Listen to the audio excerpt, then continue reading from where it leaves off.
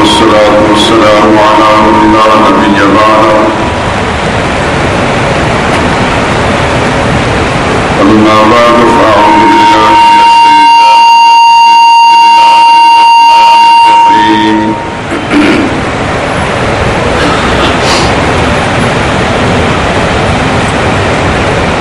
لقد جاءكم رسول من أنفسكم عزيز عليه ما عنتم حريص عليكم بالمؤمنين رؤوف رحيم فإن تولوا فقل حسبي الله لا إله إلا هو عليه توكلت وهو رب العرش العظيم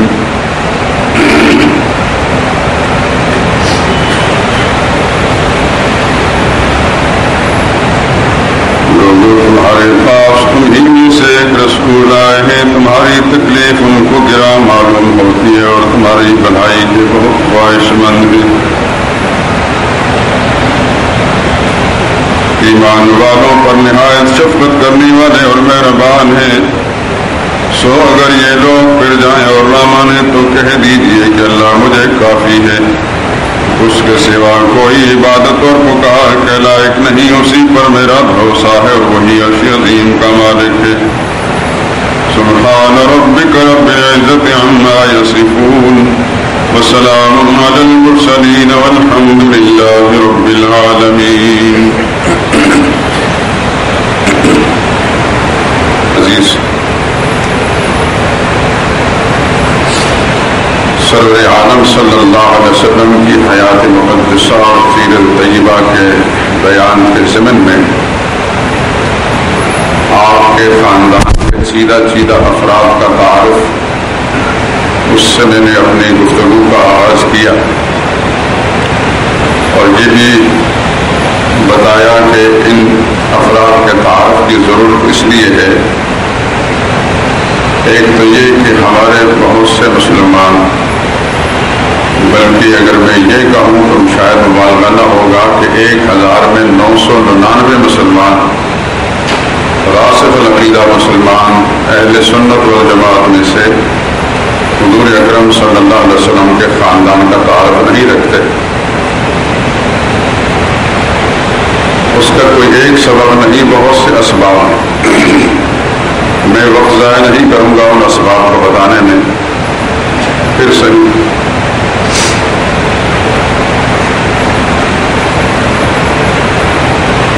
حیران ہوں گے کہ مجھے ایک طالب علم تھا اور ہوں اب بھی، اور طالب علم کو تجسس رہتا ہے، کتابوں کے ساتھ شغف رہتا ہے، اس کے باوجود مجھے بہت سی دشواری پیش آتی ہے ان حقائق کو تلاش کرنے۔ جیسا کہ میں نے پچھلے جمعے میں عرض کیا تھا کہ ڈھونڈنے سے کیا نہیں ملتا، ہر چیز مل جاتی ہے۔ من جدہ وجدہ عربی کا ایک محاورہ ہے، جو جدوجہد کرتا ہے پا لیتا ہے۔ علامہ ابن خلدون ایک بہت بڑے مورخ گزرے ہیں، تاریخ ابن خلدون کی بڑی معرفت آراء کتاب علمی دنیا میں مانی جاتی ہے اور ان کو فلسفہ تاریخ کا امام سمجھا جاتا ہے۔ انہوں نے ایک بات لکھی ہے کہ تاریخ کا جو علم ہے اس کی مثال جنگل کی ہے۔ جنگل میں آپ جائیں تو آپ کو وہاں خشک بھی ملے گا اور تر بھی، جھاڑ جھنکار بھی ملیں گے اور پھول بھی، کانٹے بھی ہوں گے۔ اب ہر آدمی کی اپنی ذوق کی بات ہے کہ جنگل سے جا کر وہ خشک لکڑیاں لاتا ہے یا تر لاتا ہے، کانٹے کاٹ کر لاتا ہے یا پھول چڑھ کر لاتا ہے، یہ اس کے ذوق پر موقوف ہے۔ لیکن جنگل میں یہ ساری چیزیں دستیاب ہیں۔ تاریخ کی کتابوں کے اندر آپ کو سب کچھ مل جائے، سچ بھی ملے گا اور جھوٹ بھی ملے گا، قرون اولا کے مسلمانوں کو اس مقدس جماعت جو محمد مصطفیٰ صلی اللہ علیہ وسلم نے 23 برس کی محنت سے تیار کی تھی، اس کی مدح و منقبت کے لیے بھی بہت مواد مل جائے گا،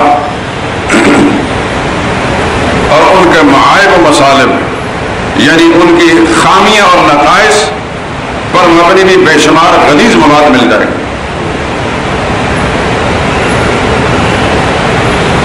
اصل میں تاریخ نویس کو آپ آسانی سے اگر سمجھنا چاہتے ہیں تو اپنے زمانے کے یہ اخباری رپورٹر جو ہیں ان کو خیال میں لائیں۔ اخبارات کے رپورٹر کس قسم کے لوگ ہوتے ہیں؟ شاید ایک چیز میں تو انہوں نے کچھ درک حاصل کیا ہوتا ہے، رپورٹنگ کیسے کی جاتی ہے۔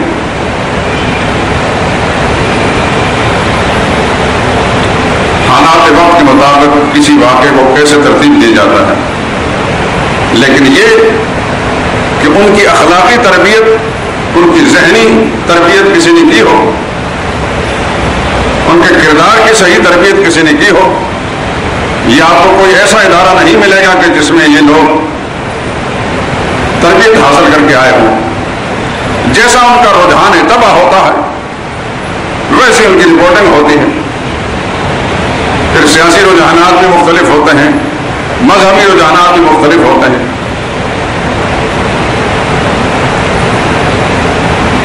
نوائے وقت کی رپورٹنگ ہو کسی واقعے کے بارے میں، خصوصاً جب کشیدگی کا معاملہ پارٹی اور مسلم لیگ کا 1970 71 72 اس دور کو ذرا پیچھے دیکھیے تو ایک اور اخبار مساوات کے نام پر بھی تھا، وہ کسی واقعے کی رپورٹنگ کرتے تھے تو کچھ اور سامنے آتا تھا، نوائے وقت والے کچھ اور کرتے تھے۔ یعنی جو لیگی ذہن رکھنے والے تھے ان کی رپورٹنگ اور ہوتی تھی، جو پیپل پارٹی کا ذہن رکھنے والے تھے ان کی رپورٹنگ اور طرح ہوتی تھی۔ یہ تقریب ذہنی کے لیے بات میں نے کہہ دی، یعنی آپ کے ذہن کو بات قریب کرنے کے لیے اور سمجھانے کے لیے۔ ورنہ پھر میں یہ کہوں گا کہ آج کے مقابلے میں اس زمانے کے گھٹیا سے گھٹیا مورخ اور رپورٹنگ کرنے والے جو ہیں ان میں کچھ کوالٹی ہوتی تھی، لیکن افسوس کہ اب کوئی کوالٹی نہیں رہی۔ اور صرف اس ایک شعبے کو کیا لے لیں، صرف انہیں پر نہیں ہو سکتا ہے کچھ دوست اس طرح بیٹھے ہوں تو ان کی پیشگی معذرت کے ساتھ یہ بات کروں گا، سب کے لیے میرا یہ سوچ نہیں۔ کانٹے ہوتے تو پھول بھی ہوتے ہیں، گرو میں اچھے بھی ہوتے ہیں، ہر شعبے کے لوگوں کے اندر ہر طرح کے لوگ ہوتے ہیں، اچھے بھی ہیں اور برے بھی۔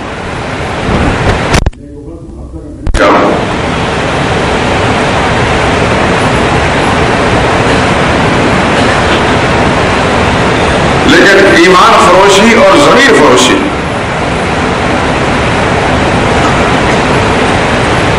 جس درجے میں اب ہے ایسی شاید کسی بھی زبان میں نہیں ہوگی۔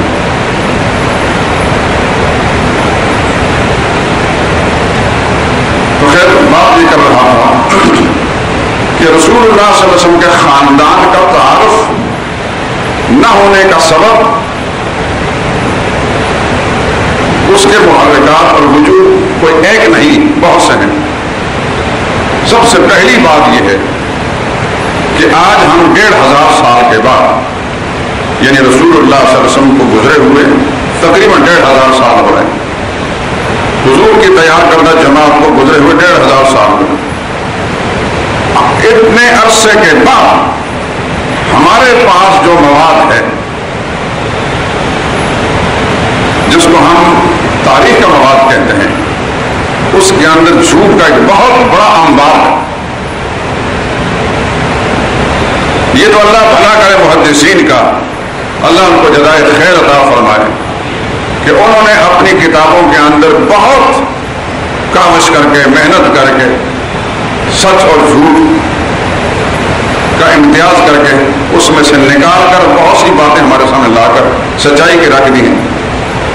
اصحاب رسول صلی اللہ علیہ وسلم کے تذکروں پر مستقل کتابیں لکھ دی گئیں، مستقل کتابیں موجود ہیں، اس سے ہمیں بہت سے حقائق کا پتہ چل جاتا ہے۔ لیکن انہی شخصیتوں کے بارے میں جس وقت تاریخ کے دامن میں جاتے ہیں وہاں وہ مغلظات اور وہ گندگی ملتی ہے کہ الامان، میری طرح کا ایک گنہگار انسان بھی اس کو پڑھ کر جو کچھ وہاں لکھا ہے اس مقدس جماعت کے لوگوں کے بارے میں، تو اگر اللہ تعالیٰ کی عنایت اور دستگیر شامل حال نہ ہو، اللہ کے قرآن کی برکتیں اور محمد رسول اللہ صلی اللہ علیہ وسلم کی تعلیمات کی برکتیں شامل حال نہ ہوں، تو شاید ہم ان کتابوں کی بدولت صحابہ اکرام کے بارے میں وہ نظریہ رکھیں کہ شاید اس زمانے کا گھٹیا آدمی بھی اتنا گھٹیا نہیں ہوگا جیسے کوئی تاریخ کے اندر ان کے تذکر لکھے.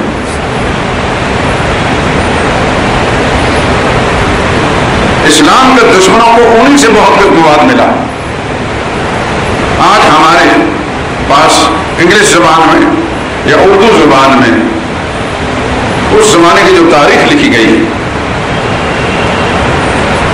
خصوصاً ہمارے تعلیمی نصاب کے اندر، کالج اور یونیورسٹی کے اندر جو نصاب میں بھی شامل ہے، چاہے وہ جسٹس امیر علی ہو یا کوئی اور ہو، اور وہ سارا گند وہاں سے اکٹھا کر کے لکھ دیا. آپ حضرات میں سے جو لوگ پہلے کالج یونیورسٹیوں سے فاضل ہوئے ہیں پڑھا ہوگا ان کو، اور مجھے نہیں یقین کہ اس زمانے میں کسی پروفیسر نے آپ کو اس بات کی نشاندہی کی ہو کہ یہ جھوٹ بول رہا، اس لیے کہ وہ تو ہوتا ہے لکیر کا فقیر، نہ ان کی رسائی امہات کتب اصل کتابوں تک ہوتی ہے نہ ان کے پاس ہوتی ہے. سچی بات یہ ہے کہ ریت چھاننے کے مترادف ہے یہ بات. ایک لمبا ذخیرہ ہے، اس کے لیے لاکھوں روپے چاہیے حاصل کرنے کے لیے، پھر اس کے لیے عمر نو چاہیے پڑھنے کے لیے، پھر وہ حقائق کہیں سے تلاش کیے جاتے ہیں. بہرحال جب اللہ تعالیٰ کی دستگیری شامل حال ہو تو مل ہی جاتا کچھ. رسول اللہ صلی اللہ علیہ وسلم کے خاندان کا تعارف ضروری ہے. شروع میں نے یہ بات کہی تھی ان نبی اولا بالمؤمنین من انفسہم، قرآن کی آیت کے حوالے سے، کہ نبی کے ذات کا تعارف اہل ایمان کے لیے اتنا ضروری ہے کہ اپنی جان کا اور اپنے خاندان کا تعارف اتنا ضروری نہیں. ظاہر ہے کہ حضور صلی اللہ علیہ وسلم کا تعارف حضور صلی اللہ علیہ وسلم کے خاندان کے تعارف کے ساتھ ہو. ایک ذات ایک فرد کو نہیں جاننا، ہم نے اسے سارا پس منظر خاندانی پس منظر معلوم کرنا. رسول اللہ صلی اللہ علیہ وسلم کے خاندان میں کون کون سے لوگ تھے، حضور کے ساتھ ان کا کیا رویہ اور سلوک تھا، رسول اللہ صلی اللہ علیہ وسلم کو کیسے سمجھتے تھے، اس لیے ان کا جاننا ضروری ہے. میں نے بہت سمیٹ کر مختصر کر کے چند باتیں آپ اس کے میں عرض کی، اور اس کے باوجود اتنے جمعے گزر گئے. پچھلے جمعے جس شخصیت کا میں نے تعارف کیا تھا حضور صلی اللہ علیہ وسلم کے ایک تایا، دوسرے نمبر پر بڑے تائے کا ذکر پہلے میں ذکر کر چکا ہوں، حارث بن عبد المطلب کا اور ان کی اولادیں اور اولاد در اولاد جن پر اللہ نے ہدایت سے نوازا. دوسری شخصیت زبیر کی ہے، جناب زبیر بن عبد المطلب.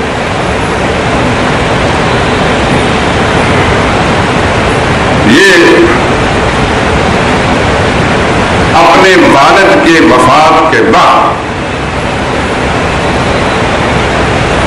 پورے خاندان بنو ہاشم کے سردار بنے.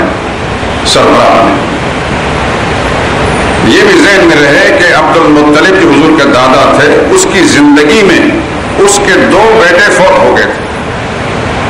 بڑے بیٹے، سب سے بڑے بیٹے جن کا نام حارث آپ پہچان چکے ہیں، اور دوسرے بیٹے حضور اکرم صلی اللہ علیہ وسلم کے والد گرامی جناب عبداللہ، وہ خود زندہ تھے، ان کی زندگی میں 2 بیٹے فوت ہوئے. وہ سردار تھے، قوم کے لیڈر تھے، بنو ہاشم کے سردار تھے. ان کی سرداری زندگی تک سرداری ان کے پاس رہی. ان کی وفات کے بعد پھر سب سے بڑے بیٹے جو موجود تھے اولاد میں وہ جناب زبیر تھے. اب اس مجلس میں بیٹھ کر آپ حضرات میں سے اکثر کو یہ معلوم ہوا کہ زبیر نام کے حضور صلی اللہ علیہ وسلم کو چچا تھے. جو لوگ صاحب مطالعہ ہیں ان کو مستثنا کر دیتا ہوں، جن کا پڑھنے پڑھانے سے مطالعہ کرنے سے تعلق رہتا ہے وہ یقیناً جانتے ہوں، لیکن عام ہمارے مسلمان بھائی پکے نمازی بھی ہیں، عقیدہ بھی صحیح ہے، اہل سنت میں صحیح ہے، وہ نہیں جانتے ہوں گے کہ رسول اللہ صلی اللہ علیہ وسلم کے چچاؤں میں سے کوئی زبیر نام کے بھی تھے. نہ ہمارے نصاب میں بتایا گیا، بلکہ ہمیں تو یہ بتایا گیا، ہمارے بچوں کو یہ پڑھایا گیا اسکولوں کے اندر سوال و جواب کی شکل میں سوال، حضور صلی اللہ علیہ وسلم کے چچاؤں کا نام بتاؤ. جواب، حضرت ابو طالب. یہ سکولوں میں تعلیم دی جا رہی ہے، بچوں کو تاریخ کا علم پڑھایا جا رہا ہے. اور نصاب لکھنے والا بھی شاید کوئی بد نصیب مسلمان ہی ہوگا، اور پڑھانے والے تو مسلمان کہلاتے ہیں، اور مسلمانوں کے بچوں کو تعلیم دی جا رہی ہے. اور اس بچے کو یہ تک معلوم نہیں کہ رسول اللہ صلی اللہ علیہ وسلم کے چچاؤں میں سے جن کو اللہ نے ہدایت سے نوازا صحابی بنے، حضرت حمزہ بھی تھے، حضرت عباس بھی تھے. یہ بچوں کو معلوم نہیں.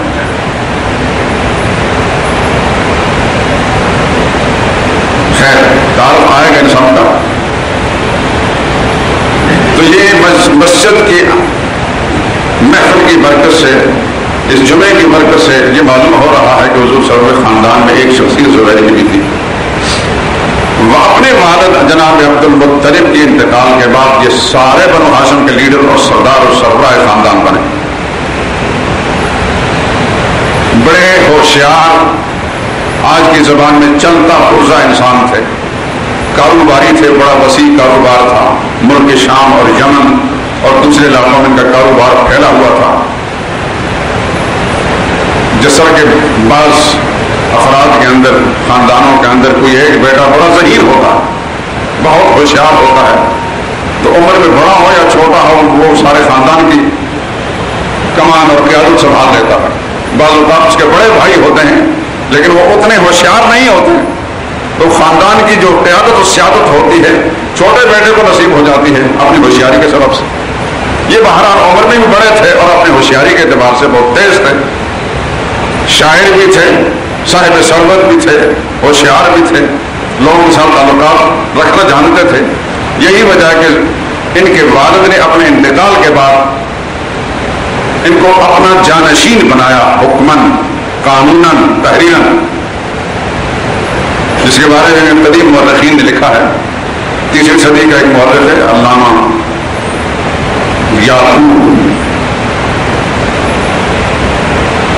یحییٰ بن یعقوب ملازری، وہ لکھتے ہیں وزبیر کان شاعراً، نام یہ ابن سعد نے لکھا تاریخ، وزبیر کان شاعراً شریفاً بإلہ اوصى عبد المطلب. شاعر بھی تھے اور بڑے وجاہت والے تھے، اور عبد المطلب نے انہیں کو اپنا وسیع اور جانشین مقرر کیا تھا. ایک شیعہ مورخ وہ بھی بڑا قدیمی ہے یعقوبی، وہ بھی لکھتے ہیں وأوصى عبد المطلب إلى ابن الزبیر بالحکومہ وامر الکعبہ. عبد المطلب نے یعنی حضور کے دادا نے اپنے بیٹے زبیر کو سرداری اور سربراہی خاندان کی بھی سونپ دی، اور کعبہ کی جو خدمات پہلے خود سر انجام دے رہے تھے کعبہ کے متولی ہونے کے حصے سے، اب انہوں نے اپنے بیٹے کو کعبہ کا متولی بنا دیا. تجارت پیشہ تو تھے ہی، ملک شام جیسے میں بتایا کہ یمن ان علاقوں میں تجارت کے بڑے بڑے قافلے لے کر جایا کرتے تھے. رسول اللہ صلی اللہ علیہ وسلم بھی کم سنی میں اپنے اس دایا کے ساتھ تجارت کے سفر پر جاتے تھے. علامہ حلبی، حلب ملک شام کا ایک شہر ہے، وہاں ایک مورخ گزرے سیرت الحلبیہ کے مصنف، اس کے اندر انہوں نے لکھا ہے وسافر وقد أتت عليه صلی اللہ علیہ وسلم 10 سنة مع عمه الزبیر بن عبد المطلب شقیق ابیہ کما تقدم إلى اليمن. حضور اکرم صلی اللہ علیہ وسلم کی عمر تقریباً 10 سال سے زیادہ تھی، کچھ زیادہ تھی کہ آپ نے اپنے سگے تایا جناب زبیر بن عبد المطلب کے ساتھ یمن کے علاقے کا تجارتی سفر کیا. یہاں ایک بات میں عرض کر دوں، حضور صلی اللہ علیہ وسلم کے والد جب فوت ہوئے ہیں تو ہمیں یہ تاثر دیا گیا ہماری تاریخی کتابوں میں کہ رسول اللہ صلی اللہ علیہ وسلم کے والد جب فوت ہوئے تو کچھ بھی نہیں تھا. یعنی ایک طرف یہ کہا جاتا ہے کہ وہ تجارتی سفر پر گئے ہوئے تھے، تاجر پیشہ انسان تھے، دوسری طرف یہ خواب آور گولیاں ہمیں کھلا کر سلا دیا جاتا ہے کہ حضور صلی اللہ علیہ وسلم نے جب ہوش کی آنکھ کھولی تو کچھ بھی نہیں تھا، وہ دوسروں کے رحم و کرم پر تھے.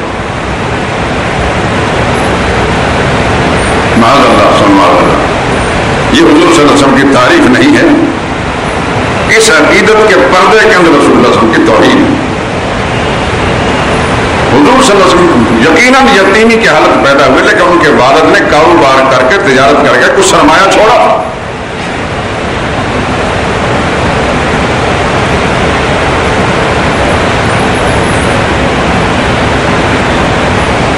اور آگے چل کے یہ آپ کو معلوم ہوگا کہ حضور نے جب پہلا نکاح کیا تھا حضرت خدیجہ رضی اللہ تعالیٰ عنہ کے ساتھ 500 درہم مہر رسول اللہ صلی اللہ علیہ وسلم نے اپنے گرہ سے ادا کیا تھا۔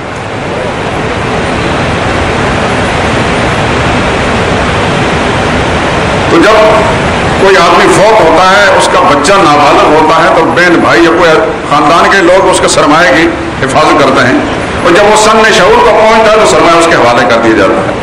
10 سال سے کچھ زیادہ عمر میں رسول اللہ صلی اللہ علیہ وسلم، ظاہر بات ہے کہ آج کا 10 سال کا بچہ اور محمد رسول اللہ صلی اللہ علیہ وسلم 10 سال کے، کیا مناسبت ہے آسمان زمین، جس کو رب العالمین نے آئندہ چل کر پوری انسانیت کی سربراہی سونپنی ہو، پہلے ہی اللہ پاک نے اس کو وہ شعور عطا فرمایا ہوگا جس کا کوئی اندازہ نہیں کیا جا سکتا۔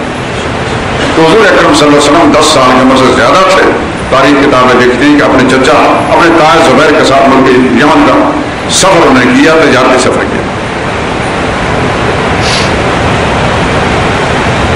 اور یہ چچا جو جیسا کہ سن چکے اپنے خاندان کے سربراہ بھی تھے، بڑے فیاض، اپنوں بیگانوں کے ساتھ حسن سلوک کرنے والے، بہت سارے تاریخ کے واقعات ہیں۔ میں اگر اس وقت میں چلا جاؤں گا تو بہت ٹائم لگ جائے گا، اور آپ حیران رہیں گے کہ یہ کیسا انسان ہے، اس کی خوبیاں۔ تو ظاہر بات ہے کہ جو بیگانوں کے ساتھ حسن سلوک کرنے والا ہوگا وہ اپنے محبوب حقیقی بھائی کا وہ در یتیم محمد مصطفیٰ صلی اللہ علیہ وسلم کس طرح سلوک رکھتے ہیں۔ پچھلے جمعے میں آپ کو میں نے وہ لوری سنائی تھی کہ جب جناب عبداللہ کا انتقال ہوا تو حضور صلی اللہ علیہ وسلم اس وقت اپنے ننہالی خاندان میں تھے، تو یہی زبیر جا کر اپنے بھائی کو دفن کر کے آئے، اور کچھ ہی عرصے کے بعد پھر جا کر اپنے اس یتیم بھتیجے کو حضرت محمد مصطفیٰ صلی اللہ علیہ وسلم کو لے کر مکہ آ گئے، اور اپنے گھر کے اندر اس یتیم بچے کو اپنے بچوں سے زیادہ پیار کے ساتھ رکھا،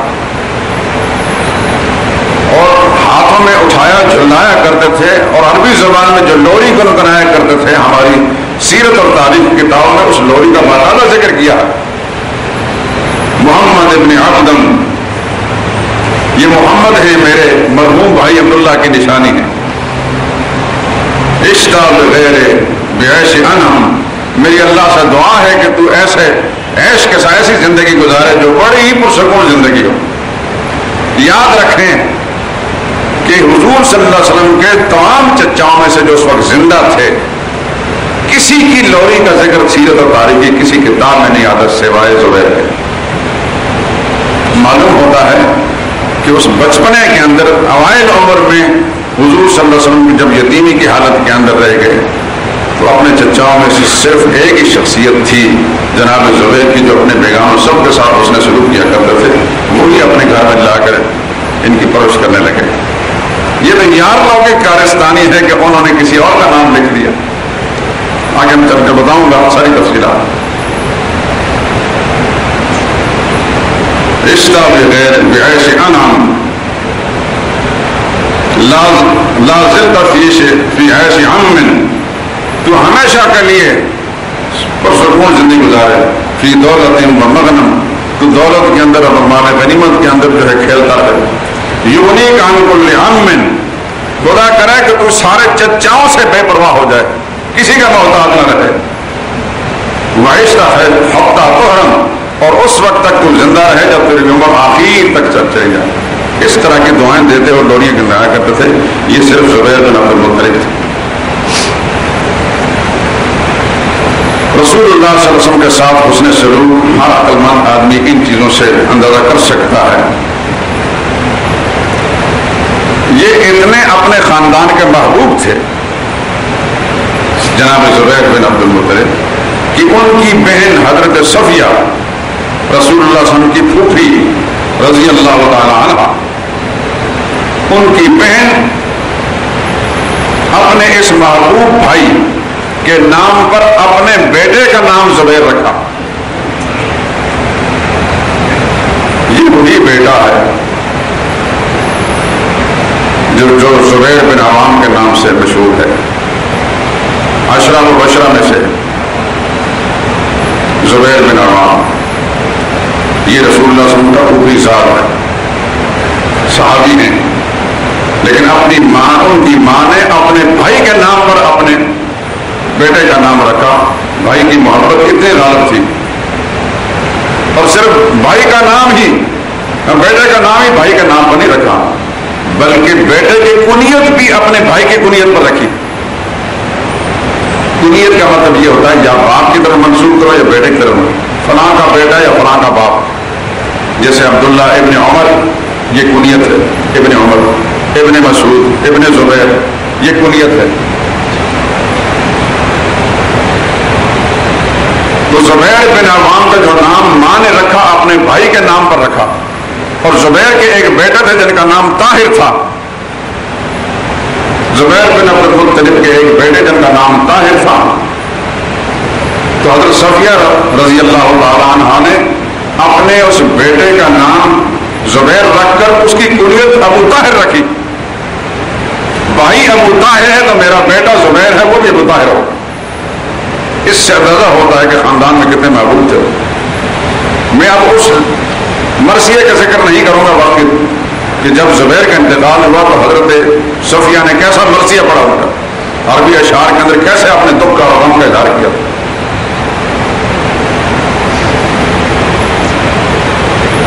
ایک مورخ لکھتے ہیں سمت اختہ ابن الزبیر, ان کی ہمشیرہ نے اپنے بیٹے کا نام بھی زبیر رکھا. وکنت ابنہا الزبیر بن العوام ابو طاہر, اور اپنے بیٹے زبیر بن عوام کا کنیت جو ہے ابو طاہر رکھی. یعنی حضرت زبیر بن عبد المطلب کے بیٹے کے نام طاہر تھا, اس کی وجہ سے یہ ابو طاہر کہلاتے تھے. تو ان کی بہن نے اپنے بیٹے کا نام زبیر رکھا, اس کے بیٹے کا نام طاہر رکھ کر ابو طاہر اس کو بھی قرار دیا. اس حد تک معقولیت تھی.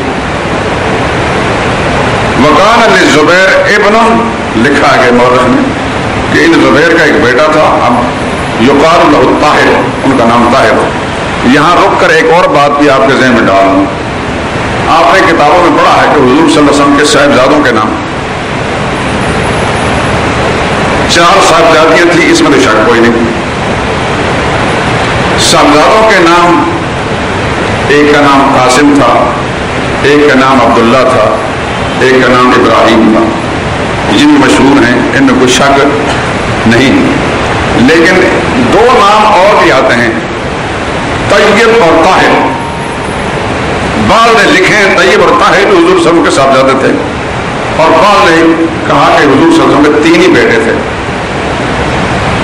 قاسم, عبداللہ اور ابراہیم. قاسم اور عبداللہ تو ایک ہی ماں کے بیٹے تھے حضرت خدیجہ سے.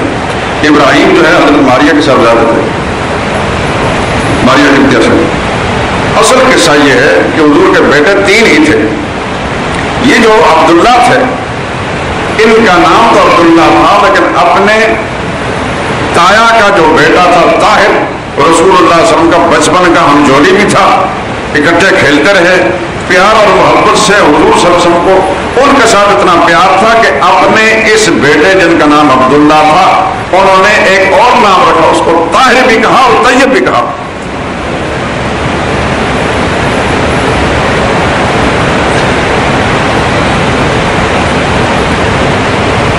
اس سے اب اندازہ ہوتا ہے کہ حضور صلی اللہ علیہ وسلم اس گھر کے اندر رہتے تھے اور کس طرح پیار کے ساتھ اور لاڈ کے ساتھ حضور کو پالا, اور اس گھر کے افراد کے ساتھ اتنی محبت تھی کہ اپنے تایا کے بیٹے کے نام پر اپنے بیٹے کا نام رکھا. جبکہ اصل نام عبداللہ تھا, اسی کو طیب بھی کہا, اسی کو طاہر بھی کہا. اصل بات یہ ہے.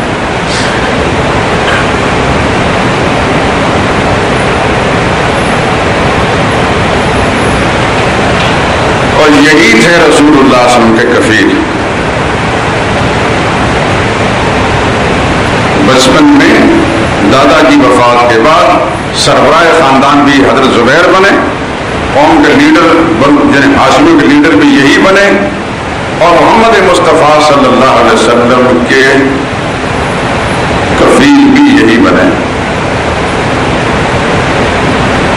یہ بات میں کسی نے ڈنڈی ماری ہے، اس کے پیچھے بھی کچھ جذبات ہیں، کچھ مقاصد ہیں. چنانچہ قدیم مورخ یحییٰ بلازری وہ لکھتے ہیں وَرَوَى بَعْضُهُمْ أَنَّ الزُّبَيْرَ كَفَرَ النَّبِيَّ صلی اللہ علیہ وسلم. یہ بات بیان کی گئی ہے کہ زبیر نے ہی رسول اللہ صلی اللہ علیہ وسلم کی کفالت کی تھی. ثم كفله ابو طالب بعده، ان کے بعد ابو طالب نے حضور صلی اللہ علیہ وسلم کی کفالت کی. یہ بات لکھ کر پھر کہتے ہیں وذالک غلط، یہ بات غلط ہے کہ زبیر کے بعد ابو طالب نے کفالت کی ہو، یہ بات غلط ہے. کیوں؟ بأن الزبیر شاہد حلف الفضول، کہ جناب زبیر تو اتنا عرصہ زندہ رہے جب حلف الفضول ہو گیا تھا.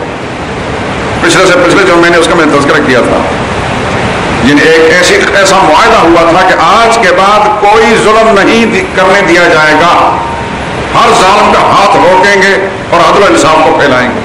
اس کا نام حلف الفضول، یہ معاہدہ تھا. تو حلف الفضول تک تو حضرت زبیر زندہ رہے، اور حلف الفضول کے وقت محمد مصطفیٰ صلی اللہ علیہ وسلم کی عمر 20 سال سے اوپر تھی. تو 20 سال سے اوپر کا جو نوجوان ہوتا ہے وہ کسی کفالت کا محتاج نہیں ہوتا. اس لیے یحییٰ بلازری لکھتے ہیں وذالک غلط بأن زبیر شاہد حلف الحضور ولرسول اللہ صلی اللہ علیہ وسلم یومئذ 29 سنۃ، اس وقت رسول اللہ صلی اللہ علیہ وسلم کی عمر 20 سال سے اوپر ہو چکی تھی.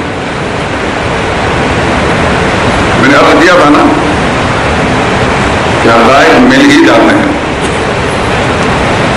یہ اسی زمانے کا مورخ ہے جس زمانے کا طبری ہے. بہت زیادہ گڑبڑ جو ہے طبری سے آیا ہے. طبری کے بعد مسعودی نے تو انتہا کر دی، نہایت جلا بھنا شیعہ تھا وہ.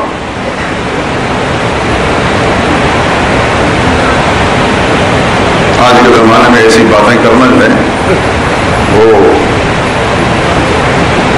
کانوں پر چلنے کا مترادف ہے، لیکن بھاو سچ تو کہنا ہی پڑتا ہے.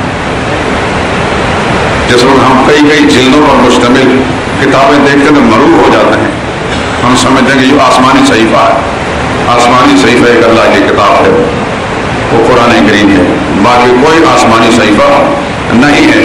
انسانوں کے ہاتھوں کی لکھی ہوئی کتابیں ہیں، ان میں صحیح بھی ہو سکتا ہے اور غلط بھی ہو سکتا ہے. جو قرآن کے مطابق ہوگا، نبی کا فرمان کے مطابق ہوگا سر آنکھوں پر. جو اس کے خلاف چلے گا، رسولوں کا ہوگا یا رسول اللہ صلی اللہ علیہ وسلم کے مقدس جماعت کی وہاں کو خامیاں نقائص بیان کیے جائیں گے، حدود بیان کیے جائیں گے، ہم ان کو پاؤں کی جوتی کے نیچے رو دیں گے، اس کو آگ کے ٹوکرے میں ڈال دیں گے. ہم اس کو ماننے کے لیے تیار نہیں. اس کو رودنے سے، اس کو ٹھوکر مارنے سے ہمارے دین و ایمان میں کوئی فرق نہیں پڑتا. قرآن کو چھوڑ نہیں سکتے، رسول اللہ کے فرمان کو چھوڑ نہیں سکتے. میں نے ایک بات شاید 2 جمعے پہلے کہی تھی، نبی کے صحابہ کے بارے میں ان کی خامیاں نکالنے کے لیے نبی کے الفاظ کا اعتبار ہوگا، نبی کے بیان کا اعتبار ہوگا. اس لیے کہ صحابہ سے اونچے نبی ہیں، صحابہ سے بڑی ذات، بڑی شخصیت، صحابہ میں خامیاں نکالے تو ہم مانیں گے. لیکن جو صحابہ کے قدموں کے نیچے لگی ہوئی مٹی کے برابر میں نہیں وہ خامی نکالے گا، ہم اس کو جوتے کے نوک سے ٹھکرائیں گے، ماننے کے لیے تیار ہیں. جب آج کا کوئی مفکر لکھے یا کل کا لکھے، ہم کسی سے نہ مرعوب ہوتے ہیں، نہ قرآن و سنت کے اصولوں پر سمجھوتا کر سکتے ہیں. جس کا دل چاہے اپنا بیڑا غرق کرے، نبی کی مقدس جماعت کے بارے میں سوء ظنی بدگمانی رکھ کر اپنا خانہ خراب کرے، اپنے آپ کو جہنم کا ایندھن بنائے، جس کا جی چاہے کرے. ہم کسی بھی صورت میں قرآن کے بتائے ہوئے اصولوں، محمد مصطفیٰ صلی اللہ علیہ وسلم کے بتائے ہوئے اصولوں کے انحراف نہیں کر سکتے، کیونکہ اس سے ہٹتے ہیں تو ہمارے دین ایمان ختم ہو جائے. قرآن کہتا ہے رحماء بینہم، ایک جملہ کہہ دیا، وہ سب آپس میں ایک دوسرے سے پیار کرنے والے تھے. یہ اللہ کی اطلاع ہے، اللہ بے خبری سے اطلاع نہیں دیتے. قرآن کہتا ہے رضی اللہ عنہم ورضوا عنہ، اللہ ان سے راضی ہو گیا، وہ اللہ سے راضی تھے. قرآن کہتا ہے اولئک حزب اللہ، یہ سب اللہ کی جماعت تھی. قرآن کہتا ہے اولئک هم المؤمنون حقا، یہ سب پکے ایمان والے تھے. قرآن کہتا ہے اولئک هم المؤمنون، یہ سارے ایمان والے تھے. قرآن کہتا ہے اولئک هم المفلحون، یہ سب کامیاب تھے. قرآن کہتا ہے اولئک هم المتقون، یہ سارے تقوی والے تھے. قرآن کو مانے یا ان کے خرافات کو مانے، قرآن کو چھوڑ نہیں سکتے. میرے دوستوں، میں آپ کا جو وقت دے رہا ہوں، یہ وقت آپ کی امانت ہے اور میں خدا کے سامنے جواب دہ ہوں. مر کر سب نے اپنے اپنے اعمال کا جواب دینا ہے. میں جو سچائی ہے آپ کے سامنے رکھتا ہوں اور اللہ سے دعا کرتا ہوں کہ اللہ آپ کے ذہن میں سچائی بٹھا دے. صحابہ کو پرکھنا ہے، قرآن پر پرکھیں گے. صحابہ کو پرکھنا ہے، نبی کے فرمان سے پرکھیں گے، کسی اور کی کتاب سے نہیں پرکھیں گے.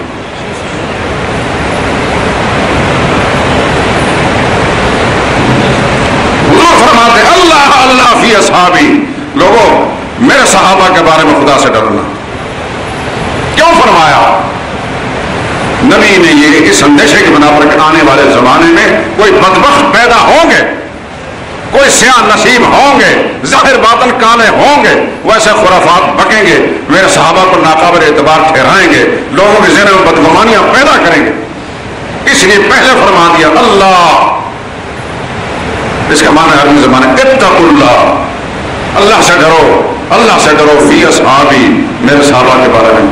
لا تتخذوهم بعدی غرضا، میرے بعد میرے صحابہ کو تان و تشنیع کا نشانہ نہ بنانا، ان میں کیڑے نہ نکالنا. فمن احبهم، جو ان سے پیار کرے گا، فبحبی احبهم، وہ میرے پیار کی وجہ سے ان سے پیار کرے گا. اس کو چونکہ مجھ سے سچا پیار ہے اس لیے میرے ساتھی بھی اس کو اچھا لگتے ہیں. ومن ابغضهم، جو ان سے بغض رکھے گا، فببغضی ابغضهم، اس بد نصیب کو مجھ سے بغض ہے اس لیے میرے ساتھی اچھے نہیں لگتے. اس لیے میرے دوستو، اپنے ایمان کی ہر شخص فکر کرے.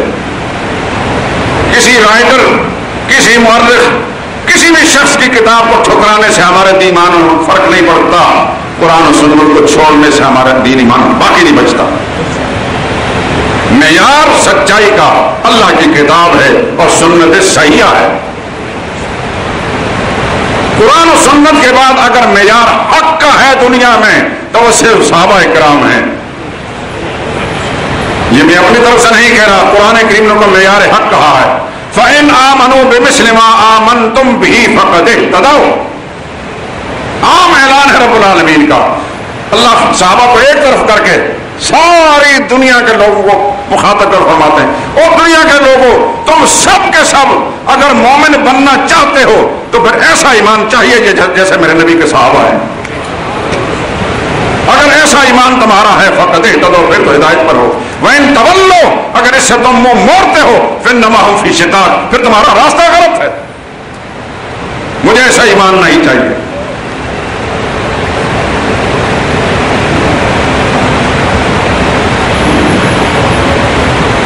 جتنی بھی کاوش میں کر رہا ہوں، یہ دماغ سوزی کر رہا ہوں، کتابوں کے اندر سے چھان بین کر رہا ہوں، صرف اس لیے تاکہ کم سے کم اس مجلس میں بیٹھنے والے میرے حق میں خدا کے سامنے گواہ بن جائیں کہ میں نے سچائی کو چھپانے کی کوشش نہیں کی.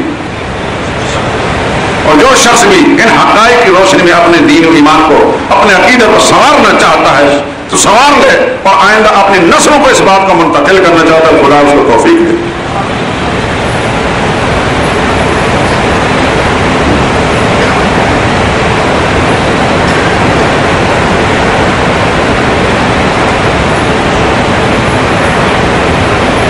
جناب زبیر بن عبد المطلب کا ذکر ہو رہا تھا. ان کو زمانہ اسلام نہیں ملا. حضور کی عمر تقریباً 30 کے آگے پیچھے تھی کہ ان کا انتقال ہو گیا. اسلام کی دعوت ان تک نہیں گئی، لیکن اسلام کی دعوت نہ ملنے کے باوجود یہ دین حنیفی پر تھے، دین ابراہیم پر تھے. یعنی ان لوگوں میں سے تھے جنہوں نے زمانہ جاہلیت میں شرک نہیں کیا. جیسے ورقہ بن نوفل کا نام آپ نے سنا ہے، جیسے زید بن عمر بن نفیل کا نام آپ نے سنا ہے، اسی طرح یہ جناب زبیر بھی تھے. رسول اللہ صلی اللہ علیہ وسلم کے پایا توحید کے قائل تھے، شرک سے بیزار تھے، غیر اللہ کے نام کی نیازیں دینے اور ذبیحہ کھانے سے نفرت کرتے تھے. قیامت پر ان کا ایمان تھا، جزا و سزا پر ایمان تھا. یہ کتابوں میں لکھا ہے.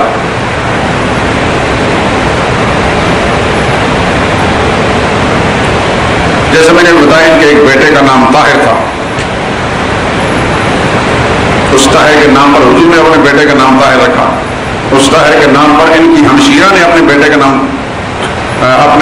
نام زبیر رکھ کر اس کا کنیت طاہر رکھی. دوسرے بیٹے کا نام عبداللہ تھا. تیسرے بیٹے کا نام حجل اور چوتھے کا نام تھا قرہ. 4 بیٹیاں تھیں. ایک کا نام زبا رضی اللہ تعالی عنہ، یہ دولت ایمان سے مالا مال ہوئی. ام الحکم یہ بھی مومن بنی. ام الزبیر یہ بھی مومنہ تھی. صفیہ یہ بھی مومنہ تھی، جن صحابیات میں شمار. اور بیٹوں میں سے جو عبداللہ تھے طاہر نوجوانی میں فوت ہو گئے، ان کو زمانہ اسلام نہیں ملا. جو عبداللہ تھے ان کو زمانہ اسلام ملا. حضور صلی اللہ علیہ وسلم کی وفات کے وقت تقریباً 30 سال کے تھے. بڑے شاہ سوار تھے، بڑے مجاہد تھے. غزوہ حنین کے اندر جہاں بڑے بڑے صحابہ کرام کے قدم اکھڑ گئے تھے اور چند خوش نصیب انسان جو نبی کے ساتھ ثابت قدم رہے تھے، ان میں سے یہ رسول اللہ صلی اللہ علیہ وسلم کے چچا زاد بھائی عبداللہ بھی ثابت قدم تھے. عبداللہ بن زبیر، عبداللہ بن زبیر 2 ہیں. ایک عبداللہ بن زبیر ان کو صدیق اکبر کے نواسے ہیں. ایک عبداللہ بن زبیر یہی جو رسول اللہ صلی اللہ علیہ وسلم کے تایازاد بھائی ہیں. وہ جو وہاں ثابت قدم رہنے کا تذکرہ جس عبداللہ بن زبیر کا، وہ یہ ہیں جو رسول اللہ صلی اللہ علیہ وسلم کے تایازاد بھائی ہیں. ان کے بارے میں لکھا ہے ابن سید الناس، ایک مورخ گزرے ہیں، عیون الاثر ان کی کتاب ہے 2 جلدوں میں. عبداللہ شاہدہ یوم حنین، یہ عبداللہ بن زبیر کے یوم حنین میں، حنین کے غزوہ حنین کے موقع پر موجود تھے. مان نبی صلی اللہ علیہ وسلم، حضور صلی اللہ علیہ وسلم کے ساتھ. وہ ثابت معروف اور ثابت قدم رہے ان کے ساتھ. وہ کانا فارسن مشہورا، بڑے مشہور شاہ سوار تھے، بڑے مجاہد دلیر بہادر انسان تھے. وہ کانا نبی صلی اللہ علیہ وسلم یقول، ان کو حضور مخاطب کر فرمایا کرتے ابن عمی و حبی، یہ میرے چچا کا بیٹا ہے، میرا بڑا پیارا ہے. ومنہم من یقول ابن امی و حبی، اور بعض راویوں نے یہ روایت کی ہے کہ جو کہتے تھے ابن امی و حبی، یہ میری ماں کا بیٹا ہے، یعنی تائی عاتقہ، جناب زبیر کی بیوی رسول اللہ کی تائی حضرت عاتقہ کے ساتھ حضور کو اتنا پیار تھا یا اس شفقت تھی ان کی اتنی کہ حضور صلی اللہ علیہ وسلم کے بیٹے کو کہتے ابن امی و حبی، یہ میری ماں کا بیٹا ہے، یہ میرا بڑا پیارا اور محبوب ہے. وکانت سنت یوم توفی النبی صلی اللہ علیہ وسلم نحو من 30 سنۃ، جس نے رسول اللہ صلی اللہ علیہ وسلم کا انتقال ہوا ان عبداللہ کی عمر 30 سال کے لگ بھگ تھی. شاہدہ باجنادین فی خلافت ابی بکر، غزوہ اجنادین کے اندر حضرت صدیق اکبر خلافت کے اندر سنۃ 13 بعد ان ابلی بها بلاء حسنا، اجنادین کے جہاد کے اندر خلافت صدیقی میں بڑی بہادری اور جانبازی کا مظاہرہ کرتے ہوئے شہید ہوئے. آپ سیرت تاریخ کتابوں کے اندر حضور کے خاندان کے لوگوں کا تذکرہ پڑھتے اور کسی عبداللہ کا نام کہیں نہیں پائیں گے. یعنی جن تک آپ کی رسائی ہے، جو کچھ آپ کے ہاتھ میں پکڑایا جاتا ہے، یہ دانستہ یا نہ دانستہ طور پر خیانت ہے. چھپایا گیا خاص مشن کے تحت، خاص مقصد کے تحت رسول اللہ صلی اللہ علیہ وسلم کے خاندان کے لوگوں کو مخفی رکھا گیا.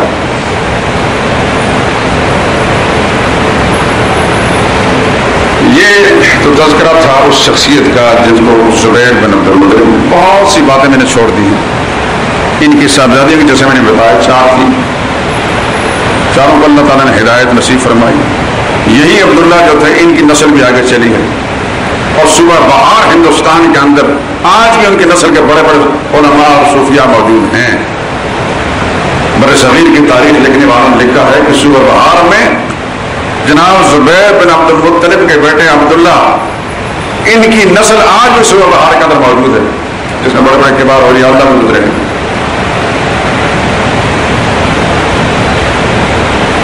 جو لوگ زبیری کہلاتے ہیں اکثر بیچتے ہیں۔ اگر کوئی جعلی زبیری نہیں اصلی زبیری ہے تو یہ وہی زبیری۔ ہمارے ساتھی تھے محمد اسلام زبیری صاحب، اللہ علیہ کی رحمت کرے، یہاں کے درس کے ساتھی جمعہ کے فوت ہو گئے، اسی خاندان میں سے۔ یہ وہ چند باتیں میں نے آپ کے سامنے رسول اللہ صلی اللہ علیہ وسلم کے خاندان کے اس فرق یہ رکھی جو حضور صلی اللہ علیہ وسلم سے بےحد پیار کرنے والا، رسول اللہ صلی اللہ علیہ وسلم کی خدمت کرنے والا، رسول اللہ صلی اللہ علیہ وسلم کی پرورش کرنے والا، پیار کے ساتھ رسول اللہ صلی اللہ علیہ وسلم کو رکھنے والا، رسول اللہ صلی اللہ علیہ وسلم کا آیا جناب زبیر المطلب، اس کے خاندان کے چند افراد کا تعارف بھی ہو گیا۔ ان کی صاحبزادیاں سب کی سب مومنہ تھیں اور ان سے آگے ان کی نسلیں چلی، ان کے نواسے اور نواسے سارے کے سارے ہدایت سے نوازے گئے۔ باقی باتیں انشاءاللہ پھر سبحانک اللہم وبحمدک۔ ایک کتاب ہے تحفہ ابراہیمیہ،